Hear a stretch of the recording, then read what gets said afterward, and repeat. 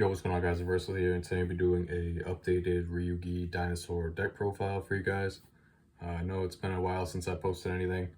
I just haven't been playing that much lately, to be honest, and when I do play, it's been playing more meta stuff, so not too much going on in the Dino front for now, but we could be getting more Misc with the next ban list since Misc and Conductor are in the next rarity collection, so kind of just waiting to see if anything cool happens with that, or if a ban list makes the deck a little more favorable, because right now it's pretty tough with Lancia being in everyone's side deck, but you can still play the deck and, you know, just gotta temper your expectations. But yeah, this is what I came up with to update the Ryu-Ge list a little bit, since, like I said, I know a lot of you guys are interested in that. But before I get into the deck profile, if you haven't subbed to the channel already, definitely do that now. Drop a like, comment, all that good stuff. It helps me out. And if you're interested in this Dinosaur playmat or these sleeves, check out finalsaga.de. And if you decide to buy anything, use my code reversal5 for 5% off your order. Anything you buy using the code helps support the channel directly, so definitely check them out. Got a lot of cool stuff over there. So yeah, for this list, it's going to be 60 cards. I found with the Ryu-Ge engine, since it takes up so much space, and the more of that engine that you decide to play, you can start running into issues where a lot of your starters with that engine are just redundant, because you're opening like multiples of the same card pretty much, because different cards basically do the same thing. So you don't want to open too many of those, or you just have hands that don't really do enough. So going to 60 kind of helps you not draw multiples of all these different cards. Helps drown the bricks out a little bit, since there are multiples in that engine as well. And more importantly, it lets you fit enough non-engine. I see a lot of people like go to 60 and just play a whole bunch of consistency cards that are going to end up being redundant a lot, and then there's still like barely any non-engine in the deck with 60 cards. So that's not really a viable option if you want to ever win going second if you lose the dice roll. So I don't really agree with that. So that's what I got for 60 card pile. Just kind of go through each like section. For the regular monsters, we got 3 OV as usual. Playing 2 Archosaur, 3 Baby, 2 Petite, 1 Misc, 1 Giant Rex, and 2 Conductor. In the last profile and like combos I did a while ago, I showed why Giant Rex is better in this as opposed to the Kaito, because of something in the extra deck. So if you haven't seen those combos, I'd recommend checking them out for like the 1 card Ryu-Ge combo and stuff like that. But yeah, it's just normal lineup. I'm playing 2 Archosaurs, mainly because there is a small world in the list, and having an extra one of these is good for that, since it's a really good bridge.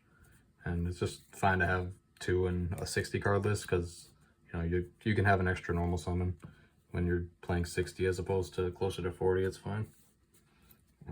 I'm playing the Xeno package. Get the Meteors, the Frost, and 2 Ground Xenos. You could play 3 Ground Xeno if you want as well. This card's pretty solid post side right now, just because if you have like Ground plus Baby, you can play around Lancia a little bit better, since you don't need Misc in those combos. It's very fragile to other things, but at least it's something you like can play under Lancia to a degree. But I think this engine's fine to have when you're playing 60, especially because you can kind of drown these cards out a little better. And the Ryu-Ge field spell locks you into the same things that the Meteorus locks you into, so it's just kind of nice to have something if you're just doing like Dino combo stuff. You could just like do the typical like Meteorus into Lars Polka stuff, so it's fine to have. And consistency stuff, we got 3 Dig, 2 Pill you have to play, the 1 Prosperity, and then 2 Small World. So when I was doing like math for the deck, the last 2 slots, I wanted another card that could search the Ryu-Ge 1 card starter, and I went with Small World just because it's a little more flexible. You could also search your Dino stuff depending on what you're missing. Some other cards that were being considered was the Extra Foolish Burial, which lets you pay half your life, then dump a monster from your extra deck to the grave.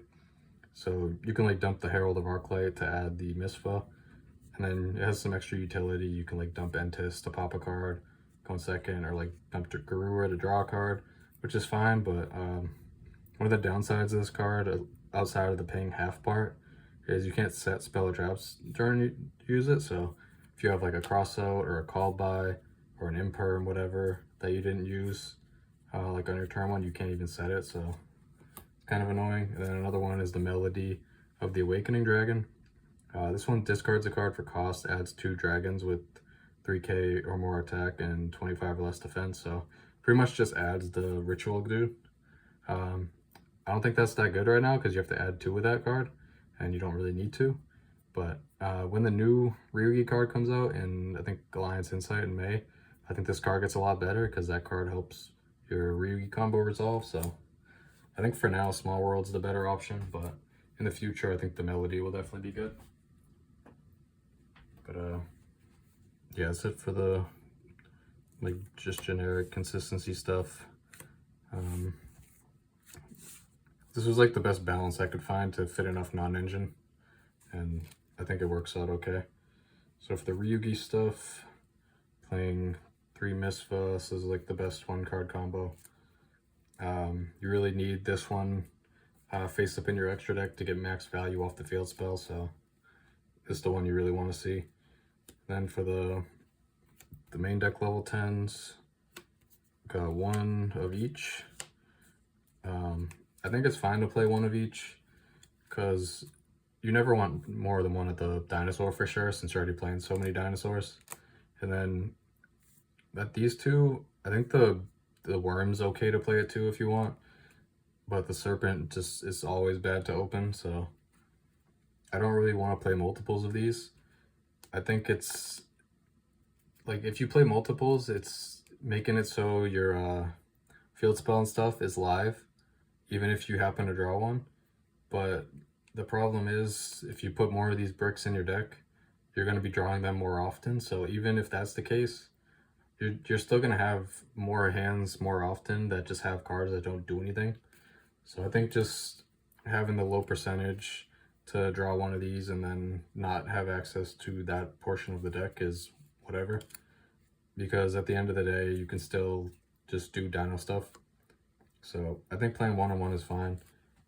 If you want to play a second Worm, I think you can. I don't think I'd play a second Sea Serpent though. But that's up to you, I guess. But I think 1-on-1 is fine. Then 3 Ryu-Ge Rising. It's a quick play that just adds a Ryu-Ge monster, so. And then it's pretty good because you can add the Pendulum as well to your extra deck face up sometimes, which can also come up, but it's mainly just being used to get you the 1-card combo. Then we got 2 with a field spell. You could play 1 of this, you could play 3 of this, it's whatever.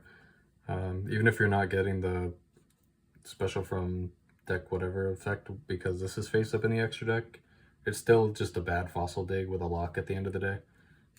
So like worst case scenario, it just can get you a dino to help you combo, so the card's fine. Then continuous spells, playing these 2 still. I don't think you need the Sea Serpent one, but these ones are like fine. This one's a macro on their turn pretty much, and this one can give your UCT a negate and gives this a negate too if you happen to end on both of them. So I think just playing 2 with a continuous is fine, but I think this is a good base for the engine without it being too cloggy. If you're scared of opening like the 1-ofs for these, like I said, you can run a second Worm, whether it's this or whether you want to main deck a Protos or play like Litho or something, like that's fine to do as well. So that's it for like the engine. Now the rest is just non-engine. Playing 3 Ash, 3 Nib, 2 Drolls, 1 Veiler, 1 Ogre, 1 Magnemite, 1 Druis Worm, 1 Fualos. Just including 1 of these in this deck, mainly because I know a lot of people don't have this card yet until it's reprinted. But since I'm playing Crossout in the list, I wanted to include at least 1 of these just to show that like you should be playing this card if you have 1, if you can get access to it, because this is like one of the biggest Crossout targets that you need to play if you're going to be playing Crossout. So I think that card gets a lot worse if you're not playing the Fualos with it, but if you don't have it, you can play without it and just live with not having it as a target. But I wanted to include it, at least one for the profile, and then 3 imperm. So I just went with hand traps, just because you want the extra monsters for Small World, just so you have something that you can always get rid of. And then you want it for crossout, so you could play breakers if you wanted to. I'd probably play a lower deck count if you wanted to play breakers, but I just wanted to play the crossouts. So I think you have to play hand traps with the crossouts so you can cover all your bases to not just lose to one hand trap, because the format right now is like pretty much close to 20 main deck hand traps a lot of the time, and then siding into stuff like Lancia, so you really have to be prepared for that. Then some more defensive cards are called by, and the talents. The talents can double up as a crossout target as well if you don't get hit with one of these, or you don't need to use a crossout on it. You could just set this, and then if they go to talents here, you could hit that, so that's good. And then it's just a decent card in general when you go first, and sometimes when you go second. That's it for the main deck, because I had 60 cards. For the extra deck, it's mostly just the same as before in the last profile. It's Anima, SP, Ripidocus, the Darkness Metal. I don't have proxies anymore, so that's good. But this card's cool, and you get to just tack it onto your end board and get your Misk back in rotation for follow-up. So it's a good card to have in this deck, I think. And the Evil Swords, we got Lars, Dulka, Lagia, the Varudress. If you have a second one of this, you can probably squeeze it in. It could come up. I don't think it really comes up for the most part, though, since I'm not playing multiples of the names. Then the Galaxy Eyes package, Full Armor Photon, Cypher Blade, and Cypher X. These are the cards that help you with the 1-card combo, so you can use it to pop your baby and get into your Dino portion of the deck when you just have like the one Ryu-Ge card. So it's pretty good to have. Beast Dweller, this card's really good right now. It's another reason why Dinos is struggling a bit, so you like have to be able to deal with this card. So these are like the 12 like mandatory ones, I'd say. And then you have a couple flex slots. You can play Baguska for shifter mainly. If you're siding Ultimate Slayer, you should play the Aggregator.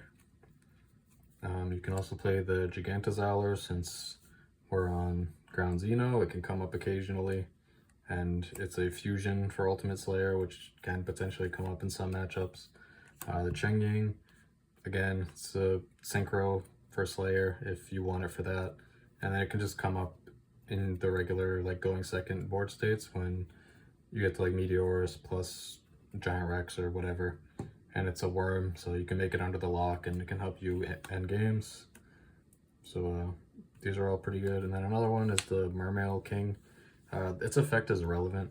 Just sometimes what you can do is Ripidocus, make something under it a Sea Serpent, and then you use that plus the thing you made a Sea Serpent into this, and then when the